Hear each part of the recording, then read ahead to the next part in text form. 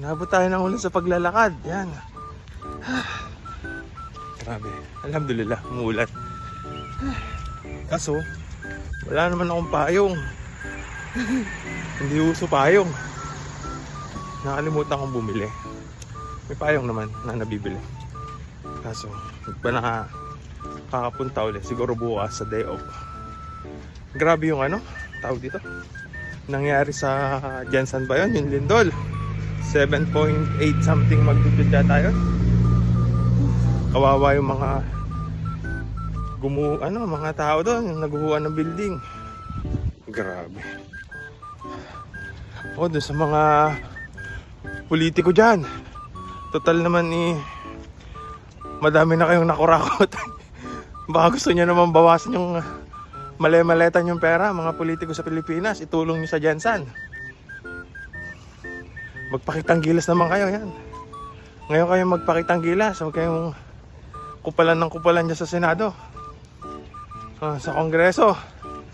Puro kayo kamote dyan. Tulungan nyo yung mga naapektuhan ng lindol sa Jensen. Kita nyo naman yun. Ay nako, Pilipinas, gising.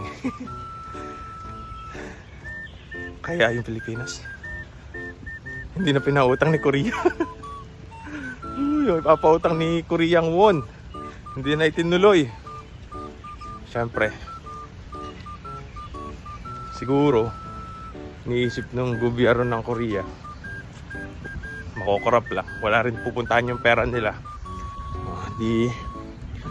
Wag na lang pautangin, diba?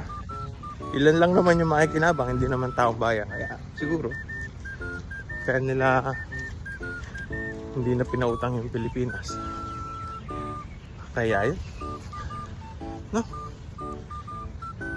Siguro pag mag-resign na kayo. Tik na yan. Apoy, dung. Mainit naman. Yun, may araw.